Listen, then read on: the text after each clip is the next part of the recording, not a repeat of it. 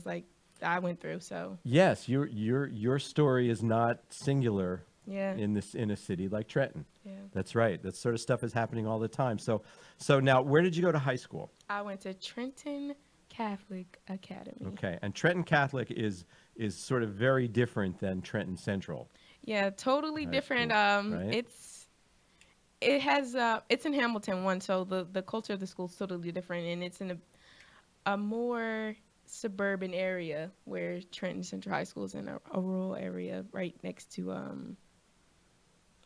the section they call it. It's right next to the section. That's where like all the drug dealers and the drug addicts live. So, Uh-huh. but Trent Community, Trent Trenton Community, Catholic. Trent Catholic. Sorry, Trent Catholic is right in the suburbs.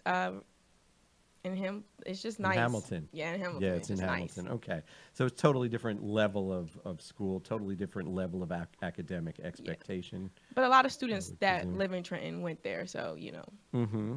So now you had a pretty distinguished high school career, didn't you? Yes.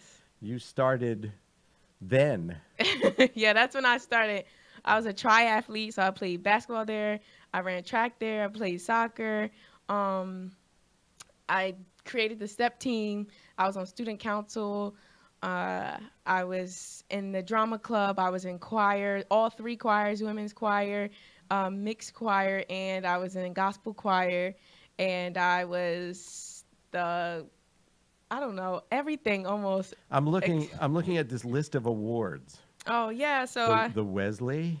the Wesley that's a college. Wesley College, they gave a book award, and Uh-huh. St. Michael's College St. gave a Michael's book College award, Book Award. for the service that I had completed throughout my high school career, and then especially my senior year my junior year when I started MLM, but my senior year is when I got the St. Michael's Book Award. And what's the State and General Assembly Award for Outstanding Community Service?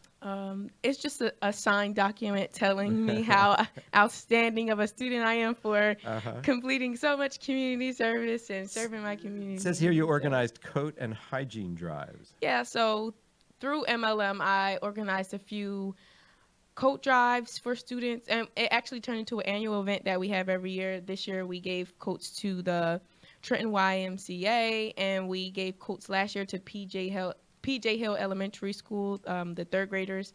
And last year it was about 55 students, and this year we did 60 preschoolers. So all of them got brand new coats. Excellent. Yeah. I see Connie's out there listening, and Joe is out there listening. Thank you so much for tuning in. Thanks for hitting the like button. I hope you guys are all hitting the share button Yes.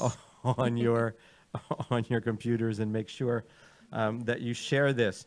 So now you're a college student, Yes, I am. right? Okay, and you go to college at the College of St. Elizabeth. Yes. And you're a presidential scholar, I see. Yes. Excellent, excellent. And I'm in 2 honor programs. I'm the president of SAC. I was the vice president of my class last year, but unfortunately my schedule won't permit me to continue. They didn't permit me to continue in that position. And I'm double majoring in mathematics and communications. So I'm finishing early, a semester early. I'll be graduating in December of this year. So, I don't know how I'm majoring in math still, and about to graduate early because, whoo. But it says here that even though you're a double major in math and communications, that you're actually starting to grow a bit of a passion for law. Yes. Well, I always wanted to become a politician. So I just thought, well, maybe I should practice law for a little bit to become, stronger, because it's a huge gap between the people who are there now and the people who have, their children are coming up. So I'm really still trying to learn about the law and understand it, because I also want to help students who were in my predicament when I was a kid. So practice law for a little bit, helping them, and then go into local politics. So I'm striving to become the governor of New Jersey. Yeah, I was going to say we're going to be nice to you now, because when you're the governor. Yes, I won't. I won't. Don't forget to vote for me. But that's sort of what we're talking about on the national discourse right now, isn't it? The way, people from your generation, especially women, Yeah. right? And, people who have lived it a little bit harder and more realistic than the folks who are making the laws currently need to get up there and be Yes. in politics Yes, yes, and yes. and affect those changes that that need to be affected.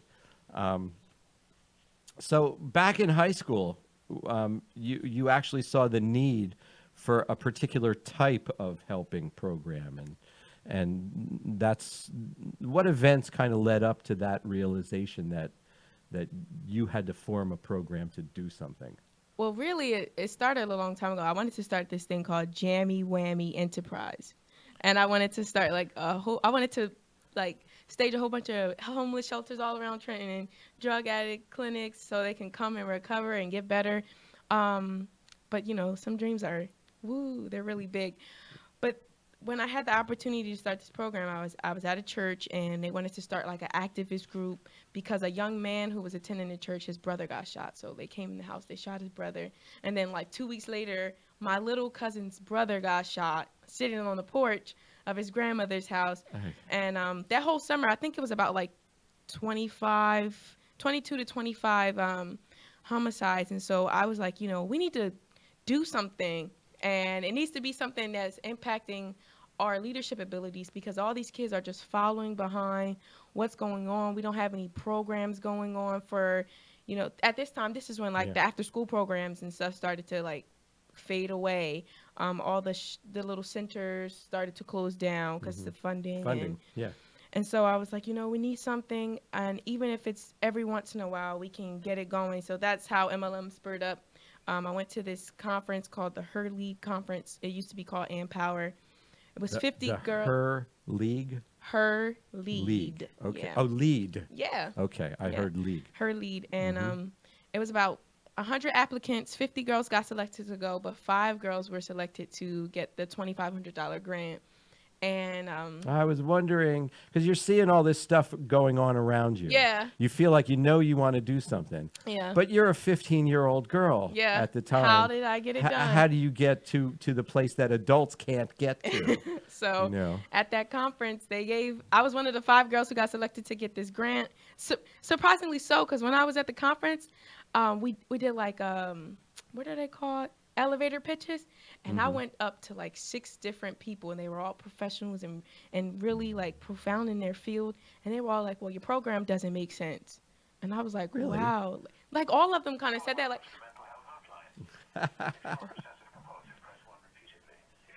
Sorry. No, it's okay. That's one of my. I couldn't really explain to them what MLM was. And so they were just like, I wouldn't fund your program. And I was just like, oh, wow. Like, I didn't know. I felt defeated. And when I walked out, I was just like, this is the worst conference I've ever been to. And surprisingly so, I got the grant. And I started out by doing an annual leadership forum. And we have that every year. We're going to have it this April on the 15th. So wait. Did you had to become a nonprofit organization, right? I mean, you had to. So we got our status this past summer, actually. Okay. So in order to be a nonprofit, they kind of want to see if you're going to do what you need to do first without the status. And that after the grant, it was only for the year. The next year, I didn't have the grant, so I picked up 2 jobs while I was in school, and I worked them, and I saved up money, and then that's how I kept it going with just with my own money out my own pocket. Amazing. Listen, we need to take a break because you're wearing me out here. If anyone out there wants to call in and pose a question or a comment for Jamira Moore, the phone number is 609-807-2492. 609-807-2492. Take a break. Share this with your friends on Facebook, and we'll be back in a minute.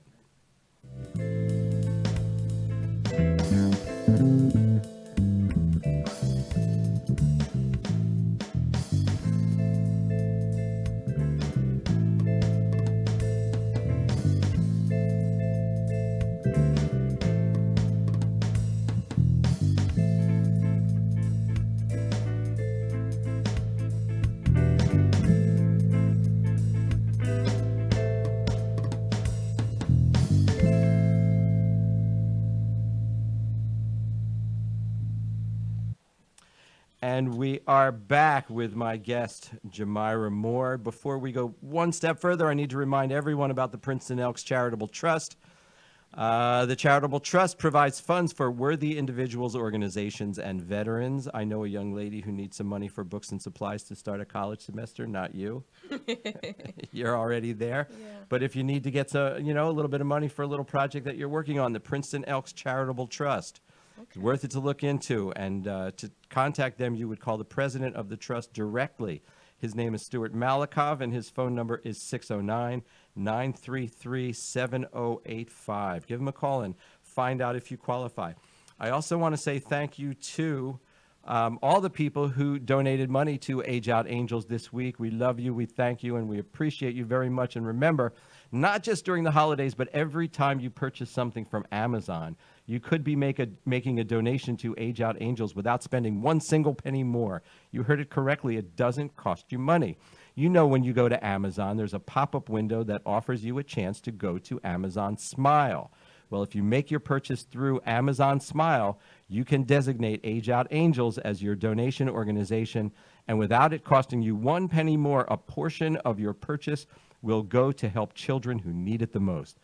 If you want to friend me on Facebook, I can send you a link that will take you directly there and save you a few clicks. You won't have to wade through 1,000 other organizations to find ours. Back with Jamira Moore, co-founder and program director of the My Life Movement. So you started this My Life Movement with a $250 grant, Yeah. basically. Yeah. That's how it started. And so now you've defined it and everything else. So tell us what the My Life Movement is. So the My Life Movement is a series of programs that are created to help enhance and develop youth and their leadership skills.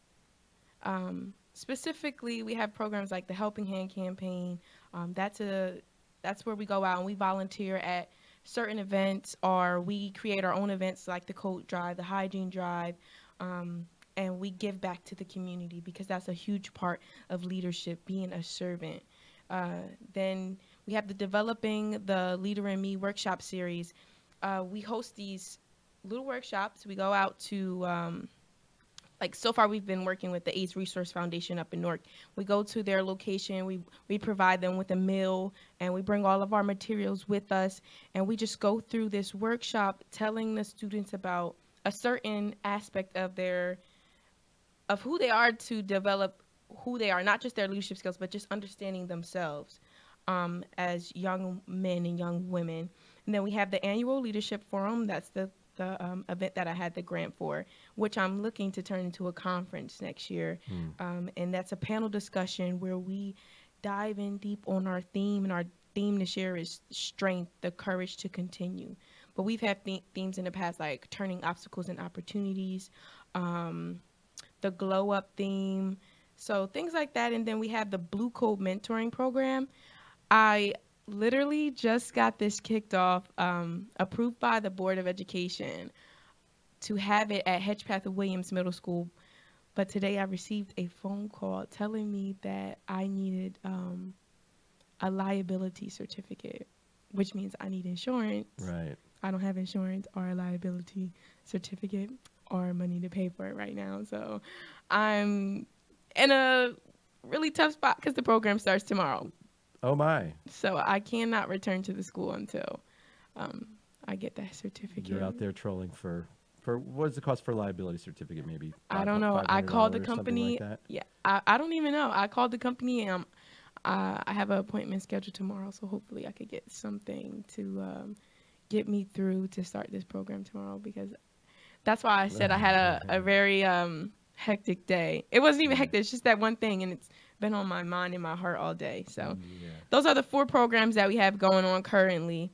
Note, ladies and gentlemen, that she's doing all this while graduating from college a semester early. Yes. So, so sorry you had to give up the presidency of the sorority or whatever that was, that you were doing there. So basically, the My Life Movement is the umbrella. You could say it's a social welfare. Yes. Kind of program, and There's also, it seems like there's a kind of an educational component, um, but it's not a book learning. No, no, it's like a skill set, a life learning. Yeah. Because I know that I'm targeting people like me, but I still go to other types of areas, I guess, and I advocate people understanding themselves, understanding that their community, their situation, um, is not who they are. Just bringing themselves out of their own rut, giving them the tools that they need to understand life and make their own life better, take it into their own hands, Yeah. and just bring them closer to a journey like mine. I mean, mine is a spiritual journey, and I believe that the closer you are to yourself, the closer you are to God. So I can't really come at them with like preaching down their throat about my faith, but I can come at them telling them about themselves, to love themselves, to help them understand their worth, because they're worth so much more than what they see in the media or what they hear. And So, what they believe in yeah. themselves. Yeah, yeah. Yeah. And we talk about this all the time with our psychologists from, from like a more clinical point of view, but it really boils down to the same thing, that you're describing, which is if you have a rough enough life, the trauma, that results from that, is a roadblock. It's just a Yes. huge obstacle, and it hits young people really hard in their self-image, in their self-esteem, and it also hits them physically. I mean, I'm assuming that when you're going through a period of time when you're homeless or living in cars and stuff like that, and when you go to school in the morning, it's very possible you haven't had a meal, Yeah. and it's very possible you didn't get enough sleep, Yes. that a growing child should have. So all those things sort of converge, on the brain of a young person, and then we say, well, why can't you do better?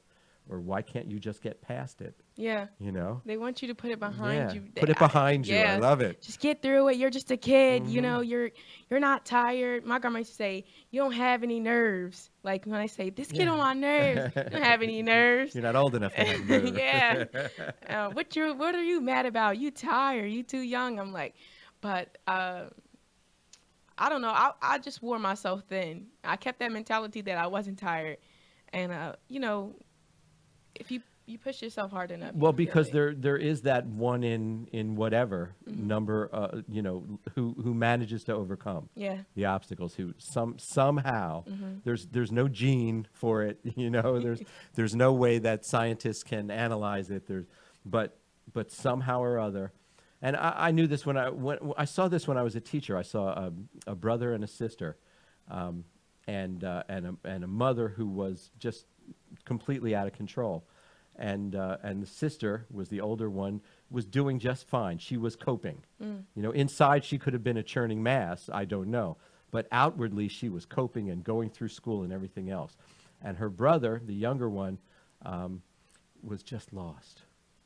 He was complete. And they're two kids from the same Same families, thing, with yeah. the same parent. And there's no explaining it. But the beautiful thing is that when organizations like yours come along and can teach the older one in that family that if you're coping and you're overcoming, that's great. Now here's your give back, Yes, you have to give back. right? Here's your chance to share that. Yes. Because I think it's the most empowering thing of all, when people can, especially when you're a teenager, when you can learn to help other people and pull them through, right? I mean, that's the pinnacle of the empowerment, is when you share that. Yes. You become someone's mentor. And then at the same time, you're willing to take that younger kid and say, okay, let's take this one step at a time now. Is it all for girls? Are boys no, allowed? No. Yes, there are boys allowed. There are boys, girls, ages from 3 to 24. What? I have programs for everybody. And I'm not afraid to use them.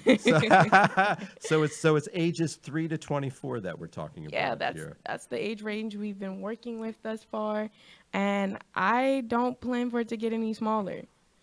Some programs are definitely geared towards certain age groups. Right. There's like age the appropriateness. Yeah. developing the workshop in me, Leader in Me workshop series is definitely geared towards like high school and middle school students. But we have the HHC program that's open to all ages, because we used to have this little mascot. His name's Jezariah, and he come out to the events with us, especially like the things that involve kids, like the coat drive. And he's 3 years old, but he walk around like everybody gonna have fun, and he's running around having fun. So everybody else started having fun. All the kids felt more comfortable with his presence. Yeah. So yeah, I don't put any age restrictions on anything, because the earlier you start, the more of an impact it'll have on your life. And even if you wait till the last minute, you're, you know, like 30, 50, 60, and you're ready to volunteer, sure, come on. You Yeah, know? yeah, yeah. Well, actually, I hear this a lot, that the earlier you start, the better. And what I also hear is that a lot of parents or grandparents or caregivers, you know, who are concerned parents, lose the kids somewhere around middle school. Yeah. You know, somewhere around middle school, they drift away. If it's a grandmother maybe gets a little older, you know, or a mother who's working 2 jobs, you know, and just doesn't have the time. And somewhere in there, I mean, I don't want to give anybody advice, because everybody parents different. But my grandmother, she didn't let me drift away, but she made sure that I was safe in everything that I did. And she just believed that I had to learn for myself, and that's what made me stronger and understand all my situations myself. And it made me come back 10 times harder, and work that much harder than what I was before. So I don't believe that you should harass the kid like, you're not doing this, you're not doing that, I don't see you enough, you're out doing this and that. But if you let that kid, you know, the best way to learn how to not touch a hot stove is to touch the hot stove, and then just you're once, like, I suppose. ouch, yeah, just once. Hopefully they learn from it, but if they're not, like, you need to go step in, of course. But I want to get back for a second to this program called Blue Code Mentoring. yes, yes. Because this is scary good. Yeah, it's a 10-week session, 10 weeks, and we have a session for an hour and 40 minutes with police officers, and middle school students or high school students, whatever, you know, wherever this takes its form. And they are engaging in developing this mentorship, because in Trenton, there's a huge gap between the justice system and the youth. Like, the words, if you read some of the articles, they're calling the kids, you know, hood rats, all of this good stuff. And not to say that, you know, we don't act out, but we're still teenagers, we're still young adults, we're still youth, and you can't just throw those names around like that, and you don't even know the students. You don't even know the kids. So I believe that if we can kind of create this environment, this relationship where the police officers know the students beyond what's happening in that situation, we can either prevent it from getting worse. So the students that are put into this program are the students who have behavioral issues. Okay. So if we can stop it just by being late to school consistently, we don't know what this student's being late for. It could be something, or, you know, that they're doing before school to prevent them to get to school on time. But even if it has something to do with their parents, you know, not being able to bring them to school on time, if we grasp them, then, like you said, in middle school is when you start to lose them. If we grasp them, then we'll be able to either help them get an understanding of the law, their rights, and maybe they might want to become a police officer, because we need more police officers that are you know, Just enforcing like- the law in Trenton, to be from Trenton. Just like you in politics. Yeah. Exactly. We need Yes, more we police need officers more come from the same place. come from the place where Yep. they are, to serve where they are and where they've lived, they've grown up. But yeah, that's the point of the program, just to mend the situation that's going on right now. Well, I think it's so beautiful because it needs to be worked from both sides of the aisle, and you know what you would hope, like one example of a home run in that situation would be that, you know, one day there's a confrontation on the street, and a kid is being confronted by a police officer, and they both know each other. You know, it's their, you know, the police officer is not seeing a criminal, and the kid is not seeing a horrible adversary. Yeah. They're seeing two people who know each other. And, you know, and if that day comes and their eyes meet and they go, Okay, let's not kill each. Let's. I know you. You know me. Come Yeah, on. How about if I go home and then you get back in your car and we all walk away? yeah. Boy, if that day comes and we can Or like, actually get that to you'll get. happen. I don't know. I just believe that this program can really change lives, and I'm so mad that something like this could get in the way. But I'm not gonna let it stand in my way. No, liability insurance is just a fact of life. Yeah, Nothing you can do about yeah. that. So I'm sure you have a website where people can go and donate to help you get this liability Yes, insurance, please. right? So tell everyone what that is. It's the My Life LIFE movement MOVEMENT 321.com, and it's the second tab that says donate. That says donate. Okay. Yes. And again, that's www.mylifemovement numbers 321, mylifemovement321.com if you want to help this incredible young person with all of these amazing programs that she's trying to accomplish in her give back to the city of Trenton. And then one day when she's doing her gubernatorial acceptance speech, she'll be able to thank you on CNN, and that'll be pretty cool. Any prerequisites that have to be met in order to qualify for any of these programs? Anyone excluded? Boys, girls, everyone's okay, right? No one's excluded. It's There aren't only any age appropriate is Yes. what's important there. Yes. So while we have a couple of minutes still, are a couple of real people who you helped, Wanna hear some in the last stories? couple. Yeah, if you have a couple Okay, of war so stories. the very first leadership forum, there was my friend. I don't know if he would feel comfortable with me saying his name, so I'll just say Yeah, his don't last say his name. name. Yeah, Okay, well, don't even say his last name. okay, I Make won't up say a his name. Carl, that's a made up name. Carl was at Okay. the leadership forum, very indecisive about the decision to go to college or not. Because one of his parents had not gone to college, his mom did. And he was just like, I really don't see what the big deal is. But after hearing the panel speak, after going through the workshop, 2 weeks later, he applied to college and he got accepted. And he is almost finished. And so that just touched my heart. Till this day, I love hearing that story and I love telling it. Another student, He credits the workshop. oh, I don't know. I spoke to him about it. He said, yeah, it was like, it helped him make this decision. Like he had already, Yeah. he was like inching towards it, but it helped him finalize the fact that he really did think that college was for him. Because he was like, I don't know if it's for me, but it was. And he's doing very well in college. I think that's like a major point there, Yeah. because you can't expect that a workshop is just going to turn somebody, 180 degrees around and make them go the other way. That's a movie. That's not life. is a That's a movie. But when a person has an angel and the devil on their shoulder, right? And only there's no angel, there's just the devil. Yeah. If you come in and take the role of the angel there, at least your voice is heard. Yeah. And I'm sure that I'm sorry, go on, tell another story. I have another friend, and he's not, he's not he doesn't have the strongest mindset when it comes to making decisions, but he never fails to come out and volunteer. And he expresses how, it gives him this feeling of hope in his life. And he wants to continue to work with us. Like he's there every time we need him to be. And I find that like just mind blowing that someone could be so lost in their own life and this give them hope to want to be better, to do Yeah. better. Beautiful. I think that's great. And then one last friend, and she's awesome. She's always wanted to work with kids.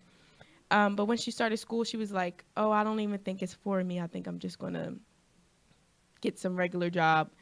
But she is like my right-hand woman, and she's helping me out, helping me get this program together, trying to get funding, trying to make MLM way stronger.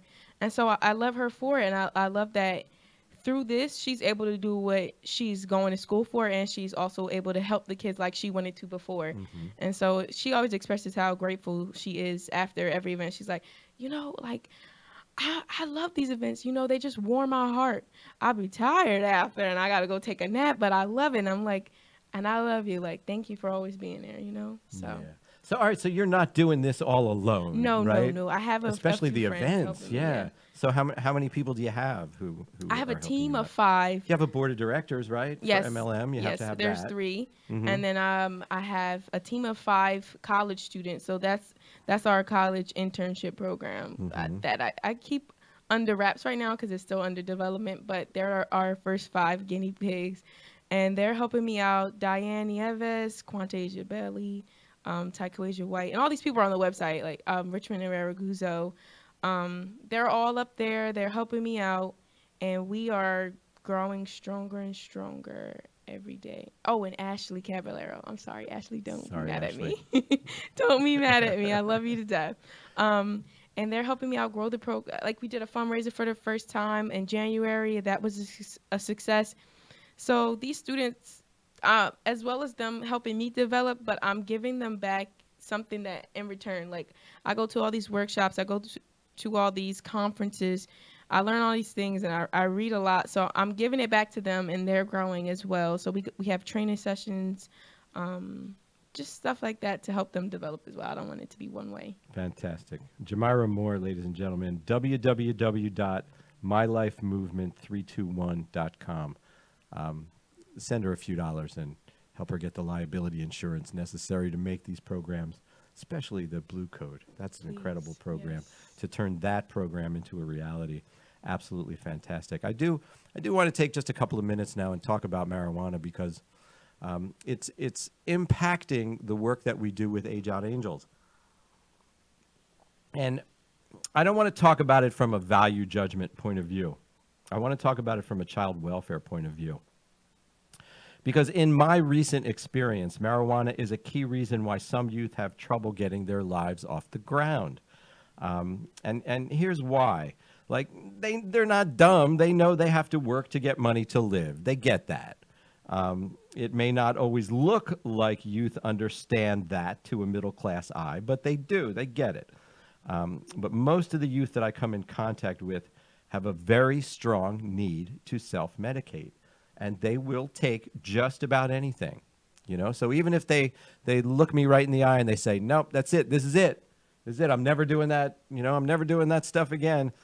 All that has to happen is someone walks up to them and offers them anything, a pill, a pipe, rolling papers containing just about anything. Doesn't matter. They don't even ask.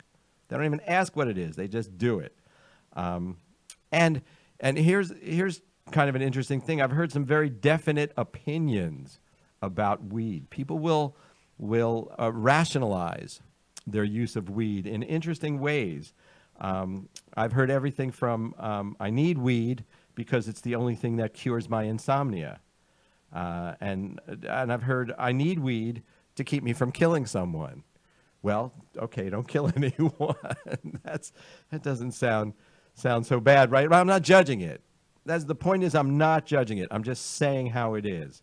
And the point is that young people in unstable living conditions whose whole futures may depend on getting a job that pays more than minimum wage, because they can't just flip burgers and think they can get an apartment. It doesn't work that way, right?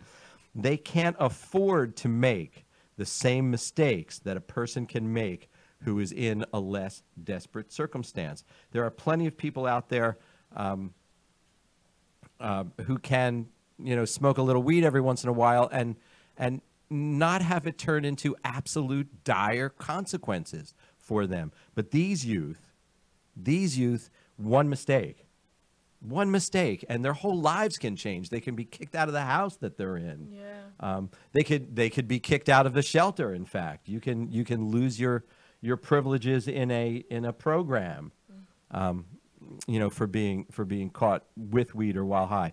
So I'll ask a young person if they applied for a job, in a particular company that I know requires a urine sample, but I also know that pays really well, and all you need is a high school diploma. You know, so I know it's like a righteous company if they're trying to start their lives over again. And many times the answer I'll get is, no, I can't pass a P test. And what that means is that they're defeated before they even begin. You know, they know they got high. They've essentially then self-disqualified at that point.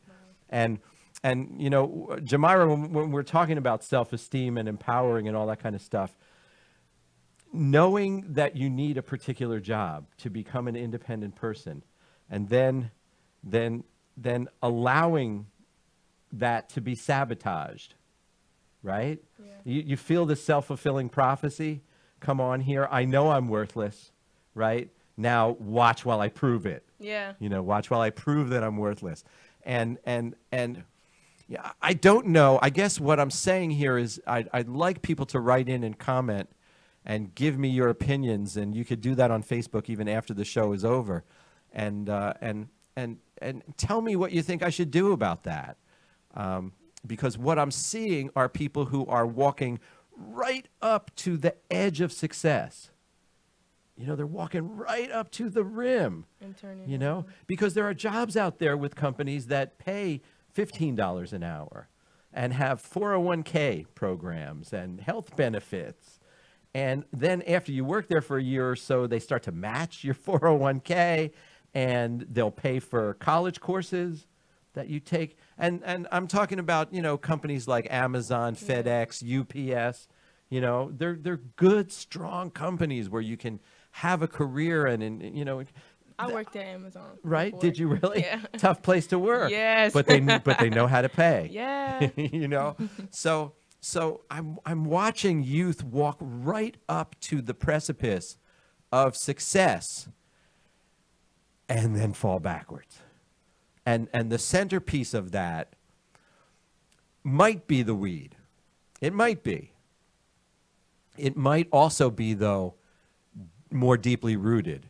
Because the weed, you know, what you're seeing in pot is the symptom, right, coming out, the need to self-medicate. Yes. But what's not being dealt with here at all is the underlying need for why that self-medication is important. And I'm curious if you guys have thoughts and comments about that, you can feel free to write them in.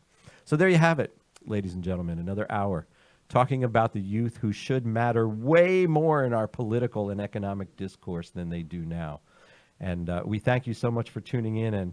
And maybe if you hit that share button, help us spread the word.